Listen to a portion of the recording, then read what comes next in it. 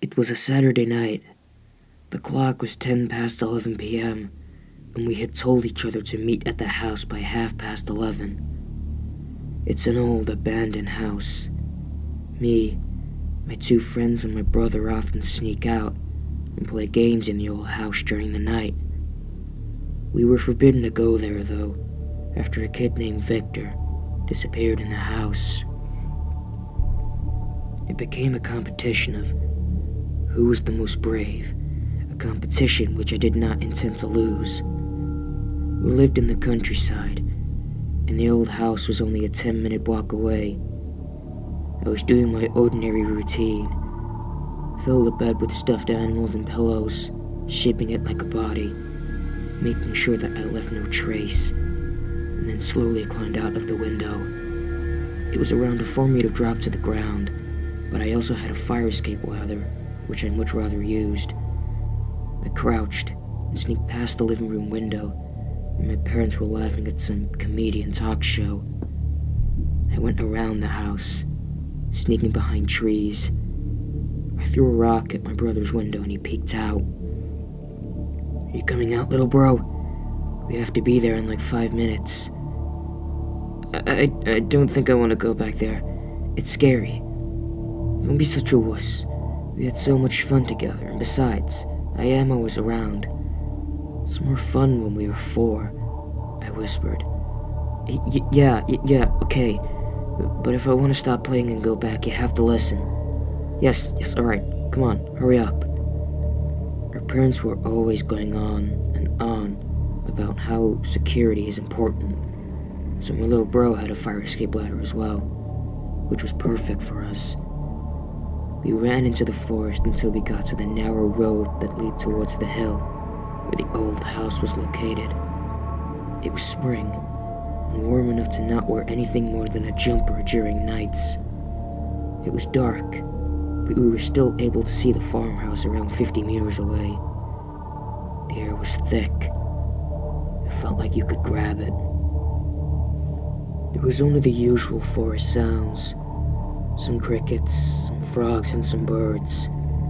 As we got closer, I could see my two friends, William and Bill, waving their arms. "You're 5 minutes late. We were just about to leave," William said. "Hide and go seek once again? I got the best spot this time. You'll never find me," I said and grinned. "We'll see about that," William, my shorter friend with glasses, said. "Who should begin to count? I did last time, so not me. Also, my little brother needs to hide with me, so neither of us. It's gotta be one of you two," I said, and held my little brother's hand. He stood there and didn't say a word. "What? Why can't he count? He's big enough now," Bill said. "I don't know. Can you do that, little bro?" He was still and just looked at me. "Okay, good," Bill said and ran towards the old house. William went after him. "Just count to 100. You can do that. We'll all be in the house and just yell whenever you want to stop playing." He nodded, but I saw how much pressure he had on him. I understand how he felt in this position. 2 older guys telling him what to do like he has no choice. He didn't want to do this, but I sure wasn't going to count again. And Bill and William were already hiding. "Count over at the porch. I will walk you there, then hide." I felt bad, but it was only a game, and he had to overcome his fears eventually.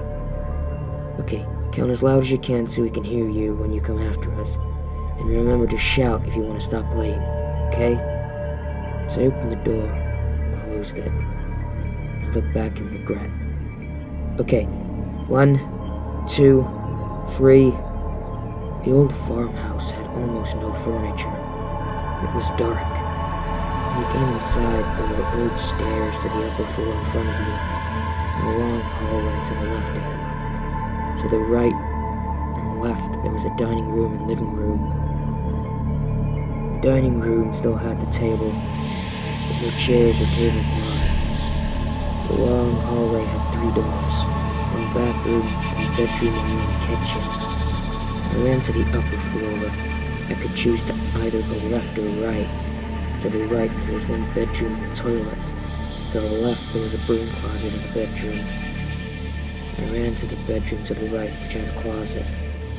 The closet was 2 meters deep and contained a few old hanging clothes that I could use as cover. I noticed that the last time we were playing, I thought that it would be a great hiding spot. It was silent, and the clothes smelled bad. The time passed slowly, and I couldn't see anything. The house had no functioning lights or electricity, so it was completely dark when the clock hit midnight. The moonlight could get through the slight opening of the closet door. I had been in here 10 minutes by now. Maybe I should surrender. Might have got scared and gone home. I was just about to open the door when I heard my brother yell, "I don't want to play anymore. No, please, leave me alone." I panicked. I was just about to open the door when it shut by itself and locked. I jumped. I tried to push the door open. My heart was beating rapidly. I screamed for help. Then I felt a hand on my shoulder. I froze in place. I turned around. I saw a child. A girl. Her face was pale and had cuts all over it. She had no nose, only a big smile and eyes that shone yellow. Her body was wounded and she had blood all over herself. She had a dress which was torn in some places. I stared at her. Then suddenly she burst into laughter. I screamed. I was terrified. "Let's play hide and seek," she said, looking right at me. "Run and hide." She vanished, and the door flew open. I ran out. I was shocked and couldn't get my thoughts straight. Then I saw a kid sitting in the corner of the bedroom. I didn't say a damn thing. I got a little closer. Suddenly he turned around. His eyes were ripped out, and he screamed, "Save me! Help me!" I screamed again, and I just ran. I ran for the main door. Then I remembered my little brother. I ran as fast as I could down the stairs and began searching for my brother. I went room to other rooms. 100, here I come. I heard that terrifying voice again, coming from up the stairs. Then I saw my little brother lying in the hallway. "Little bro." I took a step closer. Then I heard her coming down the stairs. "Come out, wherever you are." I tried to get closer to my brother slowly. Suddenly he was dragged into the bedroom and the door shut. I stopped. I can't leave him. I would never forgive myself. I took a deep breath and walked towards the bedroom door. I heard the footsteps coming down the stairs. I grabbed the door handle and looked back. She stood there, looking straight at me, staring. I turned the handle, and it opened. She began to run towards me. She opened her mouth and screeched. I quickly opened the door and shut it. I sat down and cried. I was scared to death. It was silent. I slowly stood up and inspected the room. The window was open and the curtains were blowing away, and a cold breeze made me shiver. My eyes were getting more used to the dark, but then I saw my brother, sitting in a chair facing a corner. I carefully walked up to him. Bro? He didn't move. He was looking down in his lap. I kneeled down and he looked at me. His face was disorientated. I fell backwards. His face was transforming. A smile and 2 yellow eyes now shone. It was her. She laughed and her smile got bigger. Her cheeks split open and blood poured out. Her body creaked when she quickly moved her head and slowly stood up. I turned around and ran for the door. The laughter, it didn't stop. I threw the door open. "I'm sorry, bro." I ran towards the main door. She was right behind me, laughing louder and louder. I ran down the porch towards the forest. The tears didn't stop coming. I looked back at the house. She couldn't be seen, but I didn't stop.